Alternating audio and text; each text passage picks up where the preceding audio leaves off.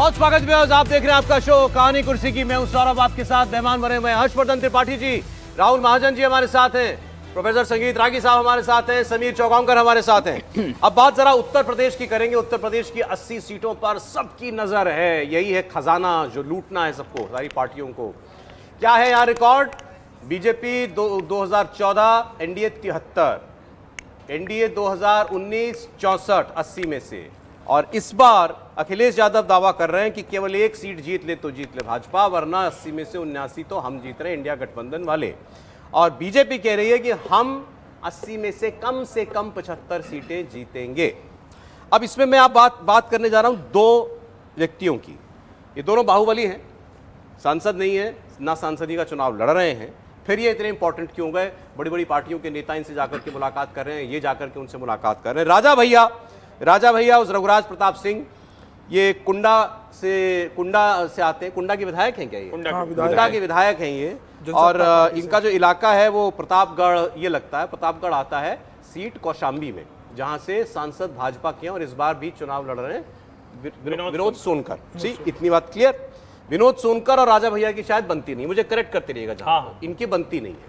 तो उस सीट के लिए बीजेपी को चाहिए राजा भैया का समर्थन। राजा भैया की ये भी कहा गया मुलाकात बेंगलोर में जाकर के शायद अमित शाह जी से हुई भी।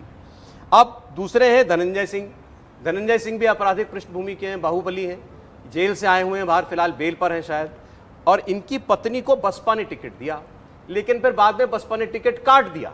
तो अब वो शायद चुनाव लड़ भी नहीं रही है, निर्दलीय भी शायद चुनाव नहीं लड़ रही, वापस हो गया, वापस बसपा ने टिकट ही बदल दिया। हाँ, तो अब इन दोनों का अब साथ किसको मिले इसकी लड़ाई है। अखिलेश यादव भी चाहते हैं, भाजपा भी चाहती है। इन दोनों ने अपना स्टैंड क्लियर कर दिया। राजा भैया कह रहे हैं हमने सबसे कहा अपने विवेक से वोट दो, हमारा स्टैंड तो न्यूट्रल है, मतलब ये किसी के मनाने में नहीं आए। धनंजय सिंह कह रहे हैं हम तटस्थ नहीं रहेंगे, बीजेपी को हमारा समर्थन है, यानी धनंजय सिंह को भाजपा ने बना लिया है। ये बात तो हम बाद में करेंगे कि इनका कितना प्रभाव है, इनकी क्यों जरूरत है आखिर इन बड़ी पार्टियों को। इनकी बात आप पहले सुन लीजिए, धनंजय सिंह और राजा भैया। अभी सम्मानित समर्थकों कार्यकर्ताओं से राय के बाद ये निर्णय लिया गया कि जनसत्ता दल का कोई अधिकृत प्रत्याशी कौशाम्बी और प्रतापगढ़ लोकसभा में नहीं लड़ रहा है। ऐसी स्थिति में, और किसी से अलायंस भी नहीं हुआ है, तो ऐसी स्थिति में सभी सम्मानित मतदाता उनकी जहां इच्छा हो, जिस भी दल को, जिस भी प्रत्याशी को वो मतदान करना चाहें, अपना आशीर्वाद देना चाहें, वो जाकर के। आज हम चुनाव में हम औरों की तरह नहीं कि हम तटस्थ हैं, हम यहाँ पर आप लोगों को यही आग्रह करेंगे कि प्रदेश में एक अच्छी सरकार चल रही है, आप लोग भारतीय जनता पार्टी को वोट करें,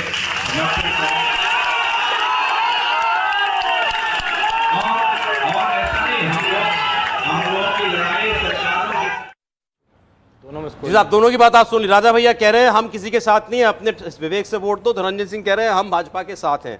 बताइए हर्षवर्धन जी, तो आपके इलाके के ही हैं राजा भैया की क्यों जरूरत पड़ गई भाजपा को? नहीं, हमारे तो विधायक हुए, आपके विधायक हैं? हाँ, विधायक हैं। और रघुराज प्रताप सिंह उर्फ राजा भैया, इनके पिताजी उदय प्रताप सिंह, वो हिंदू नेता के तौर पर माने जाते हैं। विश्व हिंदू परिषद के बहुत, जिसको कहें कि विश्व हिंदू परिषद के लोग वहाँ अक्सर जाते हैं। जो भद्री और बेती दो जो तालुका थी, जो राजघराने थे, उसके ये उस विरासत को संभालते हैं। और उनके ये बेटे हुए रघुराज प्रताप सिंह उर्फ राजा भैया, ये कभी चुनाव हारे नहीं, और ये चुनाव हारे नहीं, ये तो ठीक है। ये अपने साथ अपना एक सहायक भी लेके चलते हैं, वो भी विधायक रहता है। मतलब विधानसभा में जाएं तो अपनी ब्रीफकेस खुद तो लेके जाएंगे नहीं, तो पहले रामनाथ सरोज उसके लिए अपने साथी को विधायक बना देते हैं। तो पहले रामनाथ सरोज, अब रामनाथ सरोज के बाद उन्हीं के बेटे हैं विनोद सरोज। तो पहले ये विधानसभा हुआ करती थी बिहार सुरक्षित और कुंडा ब्लॉक के हिसाब से, अब वो हो गई है कुंडा में बिहार आ गया, और अब ये बाबागंज सुरक्षित हो गई। ये प्रतापगढ़ की मतलब लोग ब्लॉक और वो ये इलाका है, लेकिन कुंडा तहसील है। अगर आप इलाहाबाद से लखनऊ जाएंगे तो कुंडा के बाद बस उसके बाद ऊंचाहार रायबरेली वही है, जो जिस रायबरेली में जो सोनिया जी का क्षेत्र है। रघुराज प्रताप सिंह के होने का मतलब है कि कम से कम इन दो विधानसभा क्षेत्रों में किसी भी प्रत्याशी के लिए ताकत बढ़ जाए। हालांकि भारतीय जनता पार्टी लोकसभा में, चाहे वो प्रतापगढ़ लोकसभा हो, चाहे वो कौशाम्बी लोकसभा हो जो इलाहाबाद से कट के जिला बना प्रयागराज से कट के, और उसका 2 विधानसभा इधर से आती है, अब विनोद सोनकर 2 बार के सांसद हैं, भारतीय जनता पार्टी ने उन्हें 2014 में टिकट दिया था। इस बार कहा जा रहा था कि उनका टिकट कट सकता है। पहली सूची में उनका नाम नहीं आया, उसके बाद और ये आशंका बढ़ गई। फिर हुआ कि नहीं, सब ठीक हो जाएगा। फिर जब अमित शाह से राजा भैया की मुलाकात जो बेंगलुरु में बताई जा रही, तो कहा गया कि बातचीत सब सेटल हो। लेकिन मुलाकात के बाद जो उनके घर पर गए, बेती में उनके जो महल कह लीजिए, घर कह लीजिए, जो भी है उस पर गए, और संजीव बालियान उनको मिलाने ले गए। विनोद सोनकर को संजीव बालियान लेके गए। विनोद सोनकर अकेले जाते भी ना राजा घर, क्योंकि तरह तरह की आशंका होती है ना आदमी को। नहीं, सीरियस नोट पे कह रहा हूं, ये तरह तरह की आशंका होती है। तालाब वाली कहानी याद आ जाती है। नहीं, खैर तालाब वाली झूठ है। ये जो भी राजा भैया के लिए तालाब, मगरमच्छ और मार डाला, काट डाला, ऐसा नहीं है, सब होता है। केस तो सही है, लेकिन तालाब वगैरह, मगरमच्छ वगैरह सब झूठ है। सीबीआई का केस तो सही है, नहीं, सीबीआई केस ये है, डीएसपी हाँ, जियाउल हक हम लोगों का जूनियर था, यूनिवर्सिटी का डीएसपी, वो मार दिया गया था। वहां मुस्लिम बोर्डिंग हाउस में रहता था, एमबी हाउस में, इलाहाबाद विश्वविद्यालय में, तो उसकी हत्या हो गई थी और वो बड़ा चर्चित कांड है। लेकिन उसमें भी कई चीजें हैं, वो कहानी है। लेकिन आज की तारीख में रघुराज प्रताप सिंह अगर ये कह रहे हैं कि हम किसी को भी दो, तो आप इसको भाजपा के लिए पॉजिटिव मान के चलिए। इसलिए पॉजिटिव मान के चलिए कि माना यह जा रहा था कहीं रघुराज प्रताप सिंह विनोद सोनकर का विरोध न करें। विरोध नहीं किया उन्होंने। अब समर्थन करते तो और अच्छी स्थिति रहती, लेकिन समर्थन कर नहीं सकते। क्यों नहीं कर सकते? क्योंकि जो इनके खिलाफ लड़ा, जो गुलशन यादव, जो नगर पालिका का चेयरमैन भी रहा, समाजवादी पार्टी वाला, अब वो भी इनसे लड़ाई लड़ रहा है। समाजवादी पार्टी के नेता वहां ज्यादा रघुराज से लड़ रहे हैं। भाजपा वाले तो वैसे भी राजा भैया के साथ ही रहते हैं, ये भी आप समझिए। तो इनके जो बीजेपी के विनोद सोनकर जो लड़ रहे हैं, एग्जिस्टिंग सांसद जो है, उनका झगड़ा क्या है राजा भैया से? नहीं, उनका कोई झगड़ा ऐसा नहीं है। झगड़ा तो राजनीतिक झगड़ा होता है। 2 बार के सांसद हैं और भाजपा से थे, तो शायद जिसको कहा जाता है कि भाई उनके सामने जाके दंडवत नहीं हुए, नतमस्तक नहीं हुए, इसीलिए तो वो उनको बर्दाश्त नहीं होता है कि कोई आए, चरण भी छुए, सब असली लड़ाई तो वही है छूना पड़ता है कि राजा साहब के यहाँ जो है, अब जो जाता हो वो छुए। हम लोग को तो ऐसा सांसद थोड़ी पांव छुएगा किसी का। नहीं, अब अगर किसी को पांव छूना तो एक अलग चीज होगी, लेकिन झुकना तो बहुत से लोगों को पड़ता है।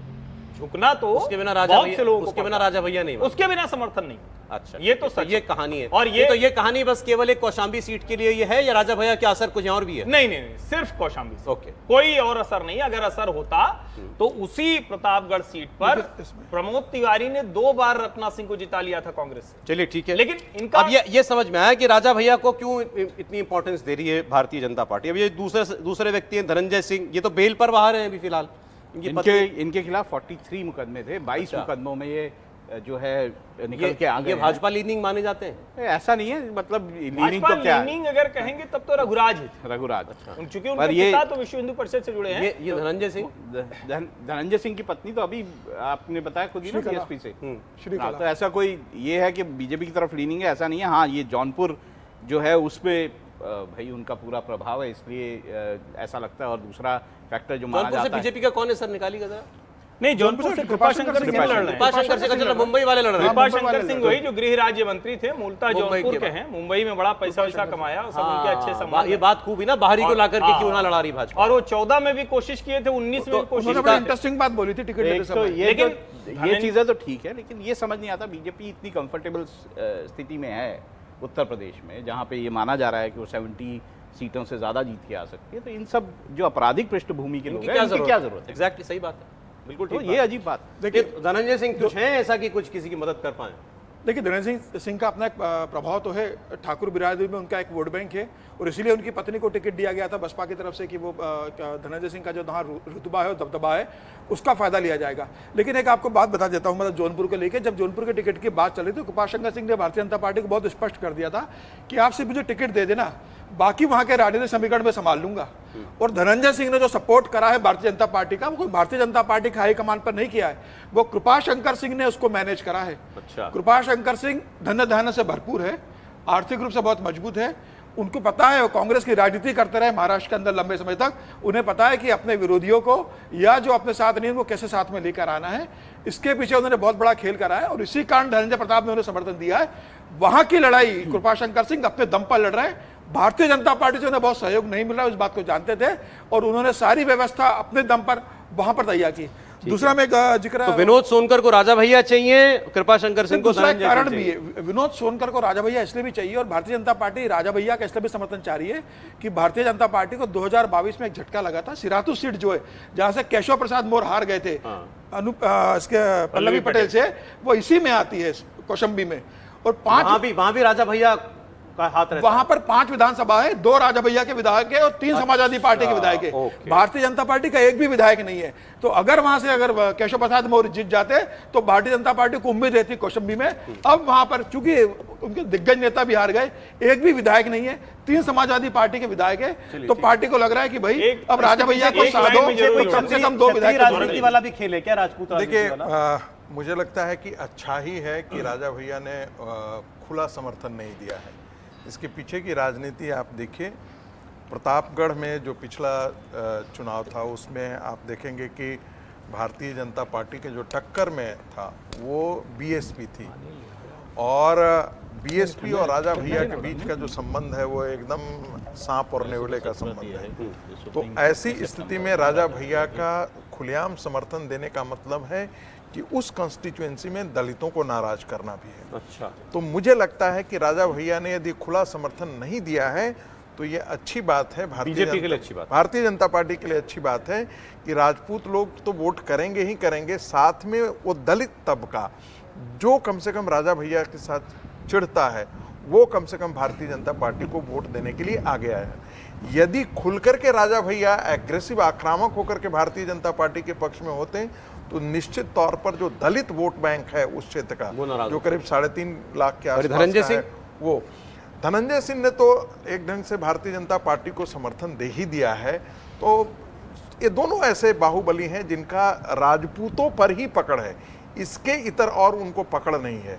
तो मुझे ऐसा लगता है कि ये दोनों कॉन्स्टिट्यूएंसी में मुझे नहीं लगता है कि भारतीय जनता पार्टी को थोड़ा सा टाइम है, मुझे लगता है इन दोनों की कुंडली भी खोली है ना जरा। देखिए एक थोड़ा सा जान लीजिए, सबसे पहले तो ये कि चर्चाओं अफवाहों की जो बात होती है तो उसमें ये भी है कि योगी आदित्यनाथ के धनंजय सिंह बड़े नजदीक से, उनकी नजदीकी है धनंजय सिंह से, ये कहा जाता है। अब जाहिर है कि चूंकि वो भारतीय जनता पार्टी में नहीं है, भारतीय जनता पार्टी ने और योगी जी के आने से पहले ही जब नितिन गडकरी थे राष्ट्रीय अध्यक्ष, तब बाबू सिंह कुशवाहा जब आ गए थे भारतीय जनता पार्टी में, उस समय धनंजय सिंह को 3-4 सीटें भारतीय जनता पार्टी ने दे दी थी। तो ये ऐसा नहीं कि कोई लोग कहें कि आज ये मोदी शाह युग में ऐसा हो रहा है, योगी जी के समय धनंजय को साधा जा रहा है। धनंजय और रघुराज प्रताप सिंह इनकी अपनी ताकत रही है, ये बाहुबली रहे हैं, इनके खिलाफ कई मामले हैं, राजपूत समाज में इनका प्रभाव है। और देखिए धनंजय तो एक ही बार सांसद और एक बार विधायक हुए, मल्हनी से विधायक हुए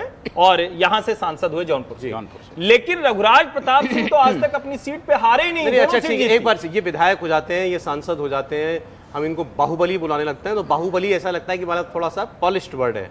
ये गुंडे हैं, नहीं, बिल्कुल है इसमें जो मामले हैं उसके हिसाब से। लेकिन दोनों में थोड़ा फर्क है। धनंजय के खिलाफ कई बड़े आपराधिक मामले उस, तो वो तो गुंडे हैं। और रघुराज प्रताप सिंह को आप थोड़ा सा कह सकते हैं कि आप पॉलिश्ड कह सकते हैं, राजघराने का भी दबाव है, बाहुबल वाला भी कह सकते हैं। तो दोनों का ये डिफरेंस है, लेकिन दोनों के ऊपर आपराधिक मामले, दोनों के ऊपर हुए ना, बिल्कुल इसमें कहीं कोई कंफ्यूजन नहीं। और मायावती ने बाकायदा रघुराज मतलब राजा भैया को उस वक्त छोड़कर भागना पड़ा था जब तक मायावती रही। एक जसबीर सिंह एसपी हुआ करता।